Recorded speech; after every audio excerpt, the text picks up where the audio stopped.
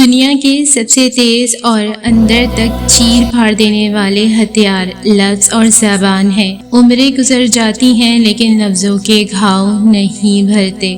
انسان پر ایسے دن بھی آتے ہیں جن میں محض سانس لینا بھی بہادری ہوتی ہے۔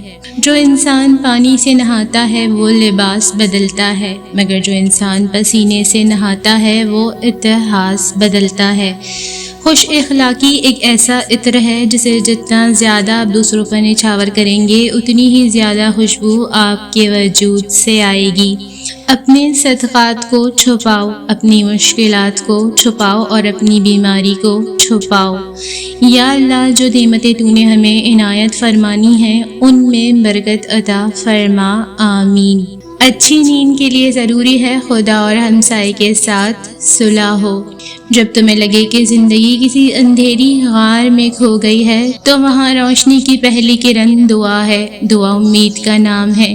دعائیں مانگی ہوں تو ایک امید رہتی ہے کہ سب ٹھیک ہو جائے گا، اور جو دعائیں قبول نہیں ہوئیں وہ رائگاں نہیں گئیں۔ تمہیں اندازہ بھی نہیں کہ کب، کہاں اور کیسے وہ تمہارے راستے سے کانٹے ہٹاتی رہی ہیں۔ تم یقین کے ساتھ مانگو، وہ ہر پکارنے والے کی پکار سنتا ہے۔ اللہ نے تمہیں پریشان دیکھا ہے، اللہ نے تمہیں خاموشی سے بکھرتے دیکھا ہے۔ تمہارے آنسو، تمہارے درد کو جانتا ہے وہ۔ تمہاری روح کو کمزور پڑتے، تمہارے دل کو ٹوٹتے ہوئے دیکھا ہے۔ تمہارے ذہن کی نسوں کو پھٹتے دیکھا ہے۔ آج ہمت کرو، وہ باتیں سن کر جو تمہیں تکلیف دے رہی ہیں، جلد سب کچھ ٹھیک ہو جائے گا۔ تم صبر کرو، بس صبر کرو، صبر کرو۔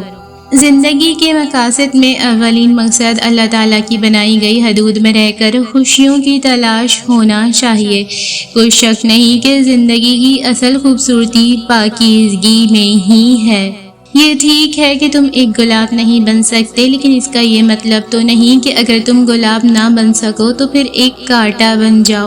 یہاں ایک راز کی بات ہے اور وہ تمہیں بتا ہی دیتا ہوں کہ جو شخص کانٹا نہیں بنتا وہ بالآخر گلاب بن ہی جاتا ہے۔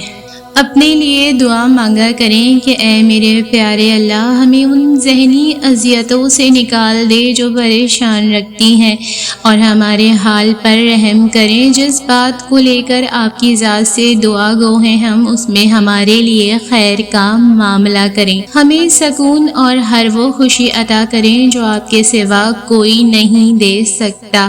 اے رب، جو خیر بھی آپ مجھ پر نازل فرمائے میں اس کی محتاج ہوں۔ بے شک انسان جب اپنے حصے سے بانٹ دیتا ہے تو رب اس میں برکت ڈال دیتا ہے، خواہ وہ رزق ہو، عزت ہو، طاقت ہو، وقت یا محبت، اس میں کمی نہیں آتی۔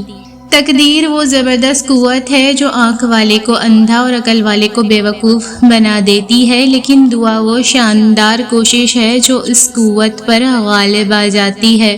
یہ تو کسی انسان کی توہین ہے کہ اس کے سامنے ڈھکے چھپے لفظوں میں اسے کمتر محسوس کروایا جائے، تو پھر اشرف المخلوقات کی توہین کرنے والا بھلا کیسے بڑا ہو سکتا ہے؟ مجھے لگتا تھا کہ انسان کو زندگی کے کسی نہ کسی موڑ پر اپنی غلطی کا احساس ہوتا ہوگا، مگر یوں نہ تھا۔ لوگوں کو پرکھا سمجھا اور پھر جانا کہ اس دنیا میں اتنی بے حسی ہے کہ اگر ہم اپنا سب کچھ بھی قربان کر دیں تو لوگ یہی ظاہر کریں گے کہ قربانی ان کا حق ہے اور ہمارے خلوص کا کوئی مول نہیں۔ انسان کا سب سے بڑا دشمن اس کا دماغ ہے، پکڑ پکڑ کر لاتا ہے ان لمحوں کو جو شدید اذیت دیتے ہیں۔ کسی ایسی چیز سے چمٹے نہ رہو جو تمہیں نقصان پہنچاتی ہو، صرف اس لیے کہ وہ کبھی کبھار تمہیں اچھا محسوس کراتی ہے۔ توکل، شکر اور صبر کی راہوں سے گزر کر ہی رب کی رضا نصیب ہوتی ہے۔ سارا علم اور ساری قابلیت بیکار ہے اگر دوسروں کی عزت کرنا نہیں سیکھی۔ محبت ساتھ چلنے کا نام نہیں بلکہ کسی کو کمزور پا کر اس کے لیے رکنے کا نام ہے۔ جب وقت کروٹ لیتا ہے تو بازیاں نہیں زندگیاں پلٹ جاتی ہیں۔ تلخ تجربات سے گزر کر اور کئی مان ٹوٹنے کے بعد پیدا ہونے والی خود اعتمادی ایک مشعل راہ کی صورت میں ہمیں اس مقام تک لے جاتی جہاں ہمیں کسی انسانی آسرے کی ضرورت نہیں رہتی۔ کبھی کبھی اچھا لگتا ہے سب جان کر انجان بننا، چپ رہ کر سامنے والے کی چالاکیاں دیکھنا کہ وہ ہمیں بیوقوف بنانے کے لیے کہاں تک جا سکتا ہے۔ زمانے کے رواجوں سے سبق میں نے یہ سیکھا ہے، کسی کے ساتھ مت چلنا، اگر چلنا پڑے بھی تو ہمیشہ فاصلہ رکھنا، کہ زیادہ پاس آنے سے یہ رشتے ٹوٹ جاتے ہیں۔ تکلیف کا خسارہ معافی نہیں ہوتی، کیونکہ ہم تکلیف بھول جاتے ہیں لیکن ہماری آنکھیں کبھی وہ منظر نہیں بھولتی۔ پیسہ رزق کا سب سے چھوٹا درجہ ہے، تندرستی رزق کا اعلیٰ درجہ ہے، نیک اولاد بہترین رزق ہے اور اللہ کی رضا کامل رزق ہے۔ فرمان آخری نبی صلی اللہ علیہ وآلہ وسلم، جو کسی میت کو نہلائے، کفن دے، خوشبو لگائے، جنازہ اٹھائے، نماز پڑھے اور جو ناقص بات نظر آئے اسے چھپائے، وہ اپنے گناہوں سے ایسا پاک ہو جاتا جیسا جس دن ماں کے پیٹ سے پیدا ہوا تھا۔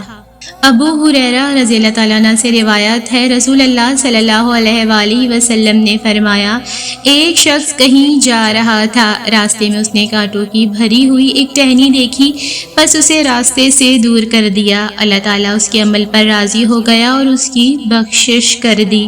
عبادت تسبیح سے مشروط نہیں، نیتوں کی پابند ہوتی ہیں، نیتوں میں کھوٹ ہو تو برسوں کی ریاضت بیکار ہو جاتی ہے۔ چیزیں ٹھیک ہو جاتی ہیں، وقت بھی گزر جاتا ہے، لیکن ہم پہلے جیسے نہیں رہتے۔ یہ سچائی اکثر خاموشی میں چیختی ہے۔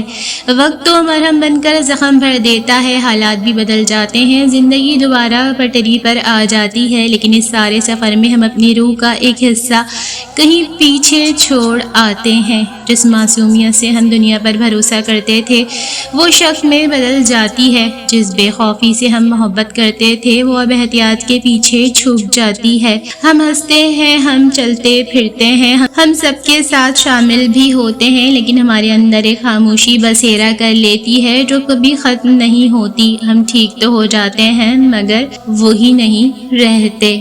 کوشش کریں جہاں رہیں وہاں اچھا کردار، اچھا اخلاق اور خوبصورت یادیں چھوڑ جائیں۔ لوگوں کی خدمت کریں، لوگوں کے لیے آسانیاں پیدا کریں، کیونکہ آپ تو چلے جائیں گے مگر آپ کا کردار، آپ کا اخلاق، آپ کی خوبصورت یادیں باقی رہ جائیں گی۔ دروازے گھر کے ہوں یا دل کے، اگر بلا تفریق سب کے لیے کھلنے لگیں تو وہ عزت دار نہیں رہتے۔ کسی کے اکتائے ہوئے لہجے، تھکے ہوئے الفاظ اور بے مروت رویے آخر کار آپ کو بھی تلخ کر ہی دیتے ہیں۔ اللہ پر یقین والے دعا مانگنے کو کبھی معمولی نہیں سمجھتے، وہ اللہ پر توکل رکھتے ہوئے ناممکن کو بھی مانگنا جاری رکھتے ہیں۔ رب تو سب جانتا ہے کون ہے کتنا صبر و شکر کی راہ پر گامزن، رب تو صاحب شکر و عاجز کو آزمانا جانتا ہے، کون ہے جو اپنی ہی خطا پر ہو جائے نادم، رب تو ہر اہل تقوی کا درجہ بڑھانا جانتا ہے، کون ہے جو طلب حق میں رہے ہوتا زن، رب تو گمراہی کے پردوں کو اٹھانا جانتا ہے، کون ہے جو آئینہ قلب کو رکھے شفاف تر، رب تو دل باطل کے سب داغ مٹانا جانتا ہے، کون ہے جو رہے ثابت قدم غم و مفلسی میں، رب تو بندے کو اپنی بارگاہ میں جھکانا جانتا ہے، کون ہے جو ذات کو فنا کر دے رضائے رب کے لیے، رب تو بندے کو جنت کا طلبگار بنانا جانتا ہے۔